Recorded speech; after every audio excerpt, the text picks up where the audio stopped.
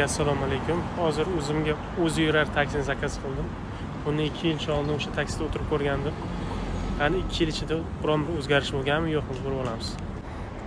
Mana siz belgilangan joyni tanlaysiz, o'zi aytadi. Qayerga borish kartada yaqin joyga, ko'pincha belgilangan joyingiz kelmaydi-yu, sal o'ngga chapga 5 metr yurishingiz kerak bo'ladi. Mashina o'ziga tuqlay bo'lgan joyga keladi. Lekin menga yo'lda oldiga kelgan, yo'lda ustida turibdi, 2 minutda yetib qoladigan. Hozir mana buriladi, ko'ramiz qani keladimi yo'q. 1 minutda. Mana biz taksimiz ham keldi.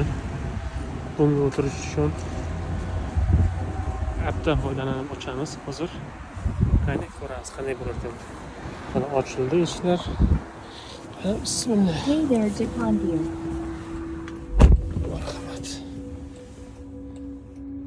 Start right. Heading to home. Please make sure your seatbelt is fastened. For any questions, press the call support button to speak with a rider support agent. It's the same as always.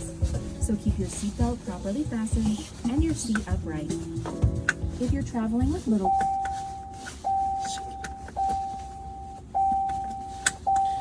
Seatbeltsiz yurmay ekan. you may use interior cameras to check on riders, improve our product, and more. But our microphones are only on when you're chatting with us or activate them. So sing your heart out.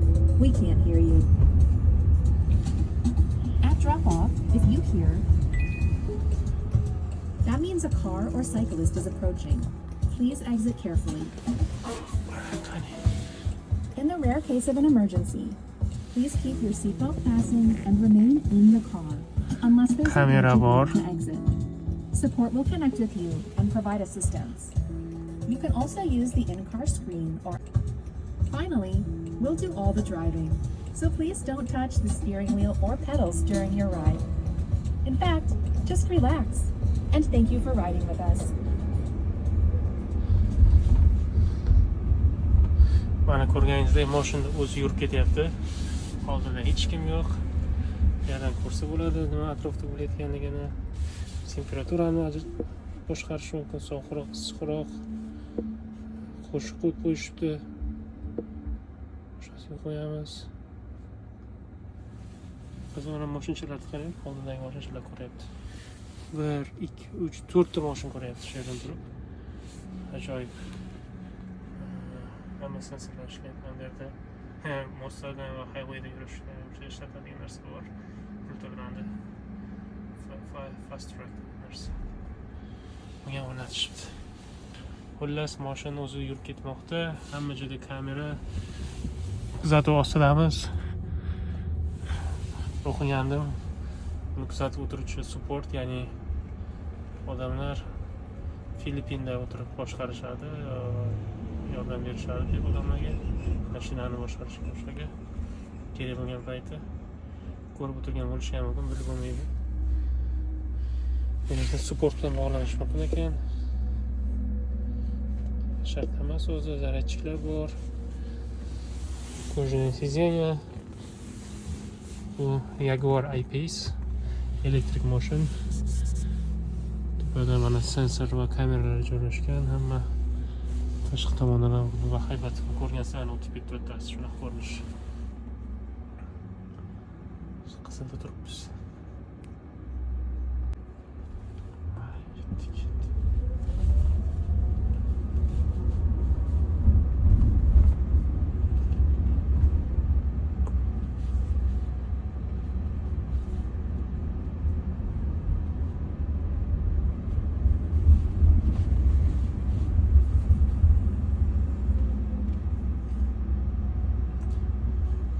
Nimagadir 28 minut ko'rsatyapti. Mashinada borganda tezroq edi. Bu mashinani astroq yuradi va yo'l harakati qoidalariga amal qilib yuradi. Shuning uchun shunaqa bo'lsa kerak. Endi men bu taksiga o'tirganligimda oxirgi marta 2 yil oldin bo'ldi shunday edi. O'zgarishlar endi bilmadim bo'lganmi yo'qmi, balki bo'lganda, chunki albatta 2 yildan beri ko'p kilometrlar yurib qo'ygan. Algoritmni o'zgarib taksi yaxshi rivojlanib borgan bo'lishi kerak. Men o'tirgan paytda 2 yil oldin mashina juda ham uverenni haydardi o'ziga. Hozir mana ko'ryapsiz. Hozir ham asta ketyapti. Speed limit 20 yuribdi aniq. Mashina o'zi ham 20 mil soatiga. Sariqlarda bemalol o'tib ketadi qo'rqmasdan. Hozir yo'lda o'zim haydaganda ko'raman ko'pincha. Hozir ham shunday kerak paytda juda uverenni, risk haydab qo'yadi. Yo'llarda to'xtashlarda mana sariqda o'tib ketyapmiz. Yaxshi. O'tay odamlarga o'xshab o'tib ketyaptim ham. O'tish mumkin bo'lgan joyda. Mana oldinda mashina burilyapti, uni ko'rdi. To'xtadi, sekinlashdi. Videoni edit qilmasdan qo'yishga harakat qilaman. Shuning uchun ko'p bo'lsa rozi bo'lasiz. Endi yarim soat olmasam kerakli joylarga qo'yib boraman. Mashina nimagadir optimal yo'l deb shu yo'lni tanlabdi. Bilmadim nimaga. Ammo shu transparentlikdan ham yuribmiz. Mana chapga burilmoqchi. Hidi tepasiga chiqib ketdi, mashina o'tib ketyapti. Xullas, ko'rib turganingizdek San Fransiskoning shahar ko'rinishi har xil past-balandlik, yerlar qimmatroq rangga o'xshayapti. Bilmadim, men bu yerda haydaganmanmi yo o'zim kelganmanmi yo'qmi. Lekin voymo bemalol aylanib yuribdi. Bo'lmasa men shaharda chekkasida tursam ham bunaqa tor joyda turmaymiz. Katta yo'ldan borsa bo'ladi. O'ydan o'tsa bo'ladi, men bilmadim. O'tsa bo'lgan.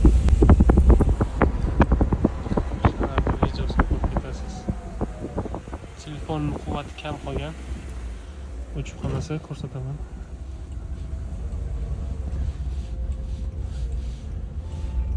Ajoyib.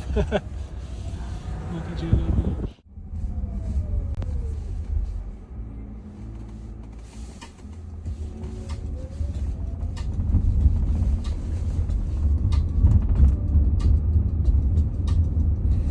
Mana Waymo'ning yangicha varianti kelyapti. Zekr avtomobili. Ko'proq odam ketadi adashmasam. Shu oldiga kelganmiz. Shu haydovchilar ham o'rganib qo'ygan. O'zimiz ham o'rganib qolganmiz. Ko'chada bu taksilar juda ham ko'p. Juda ham ba'zan sekin yuradi. Ya'ni aytilgan tezlikdan oshirmaydi. Nechi bo'lsa nechi o'shan yurish 15 bo'lsa 15, 20 bo'lsa 20 yuradi. Ba'zan shu odamlar g'ashga kelishi mumkin. Ammo bir joyda o'qigandim, odamlarni speed limit, ya'ni o'sha tezlikda amal qilishda Waymo taksilar o'rgatyapti, qayta o'rgatyapti deb aytgan edi. Xullas, nima bo'lsa ham hayotimizda bir ajralmas qismiga aylanib qoldi bu taksilar. O'zimiz o'tirmasak ham ko'chada yuramiz, yo'l ustida ko'ramiz. Ba'zan qiziq hodisalar bo'lib qoladi, to'xtab qoladi keraksiz joyda. Ba'zan o'tib ketishi mumkin. Qizil sariqlarni amalga nima deydi, o'zimni oldin qizilda o'tib ketgan.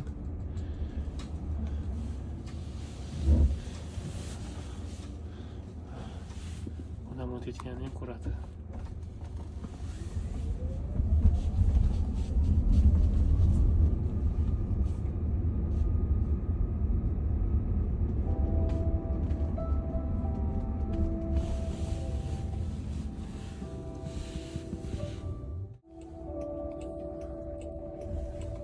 Golden Gate Park'ta oldiga keldik shekilli.